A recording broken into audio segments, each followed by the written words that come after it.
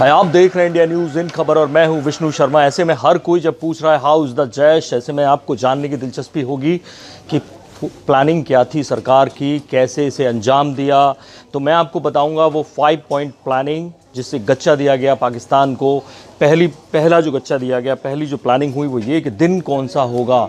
तो क्योंकि जब अटैक हुआ तुरंत से सरकार की कुछ समझ में नहीं आता है और पाकिस्तान भी अलर्ट रहता है, ऐसे में दिन चुना गया 25 फरवरी का दिन, क्योंकि राष्ट्रीय युद्ध स्मारक का अनावरण होना था। ऐसे में तीनों सेनाओं के प्रमुख वहाँ आने थे, रक्षा मंत्री वहाँ मौजूद होने थे, पहले से तय था, एनएसए पहले से ही मौजूद थे दिल्ली में। तो ऐसे में वो दिन, क्योंकि उस दिन आराम से देर रात तक मीटिंग की संभावना थी, तीनों सेनाओं के प्रमुख वहाँ थे जो एनएसए से, रक्षा मंत्री से, पीएम से मिल सकते थे। उसके नेक्स्ट डे यानी 26 फरवरी का ये दिन मॉर्निंग का चुना गया, जो 3:30 बजे अटैक हुआ। दूसरी यानी प्लानिंग इस तरह से की गई कि अगर ये तीनों सेनाओं के प्रमुख दिल्ली आते हैं, रक्षा मंत्री, एनएसए वगैरह दिल्ली में रहते हैं, तो किसी को ये भनक ना लगे कि ये क्यों यहाँ मौजूद हैं और वो एक कार्यक्रम में आए हैं। तो पहले से कार्यक्रम तय था। दूसरी जो बड़ी प्लानिंग और बड़ा गच्चा जो दिया गया पाकिस्तान को, माना जा रहा था कि फिर इंडिया वैसे ही सर्जिकल स्ट्राइक करेगा, ज़मीन के रास्ते आएगा, उसी तरह से करेगा।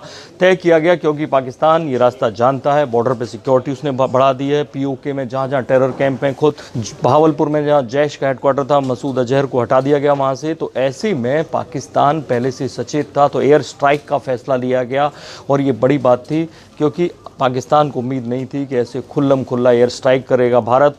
तीसरा जो गच्चा दिया गया वो ये, क्योंकि माना ये जा रहा था कि पाकिस्तान, क्योंकि वहाँ तो बॉर्डर पे नज़र रख ही रहा है और बाकी जितने भी एयर बेस हैं और जितने भी सेना के बड़े बड़े हेडक्वार्टर हैं, जहाँ से भी कोई भी टुकड़ी चलती है लड़ने के लिए या फाइटर प्लेन उड़ते हैं, ऐसी सब जगह पे पाकिस्तान की नज़र थी। और जाहिर है बॉर्डर के जितने इलाके हैं पूरे, वहाँ पर ज़्यादा नज़र थी। तो ऐसा सेफ एयर बेस चुना गया जहाँ से कि ये मिराज 2000 जो प्लेन थे, फाइटर प्लेन, वो वहाँ से उड़ सकें। तो ग्वालियर का इलाका चुना गया। ग्वालियर एक तरह से मध्य भारत में, सेंटर में, वहाँ किसी पर किसी का शक नहीं जाना था। वहाँ से फाइटर प्लेन्स ने उड़ान भरी और वहाँ किसी का शक नहीं था और ये सब हो गया।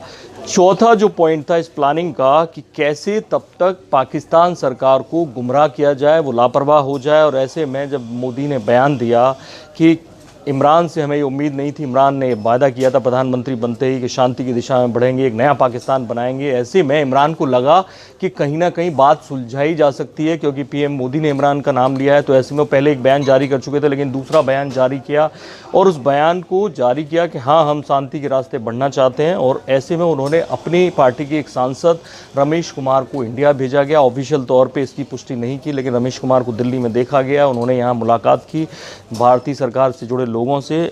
और ऐसे में ये माना गया, कहीं ना कहीं पाकिस्तान निश्चिंत हो गया था कि अब क्योंकि बातचीत शुरू हो चुकी है बैकडोर से, तो ऐसे में भारत थोड़े दिन सब्र बरतेगा। और ऐसे में वो मान के चल रहे थे कि भारत तुरंत कोई ऐसी बड़ा एक्शन कोई नहीं लेगा जिससे कि इमरान खान की इमेज को या पाकिस्तान को चोट पहुँचे। पांचवा जो बड़ा पॉइंट इस प्लानिंग का हिस्सा था वो ये था कि पाकिस्तान ने, क्योंकि बॉर्डर पे सारी जो पीओके था, पीओके के एरिया में बॉर्डर का जो इलाका है 3-4-5 किलोमीटर का, क्योंकि सर्जिकल स्ट्राइक पहले वहीं हुई थी, तो उन्होंने मान के चल रहे थे कि जो भी होगा वो इस एरिया में होगा।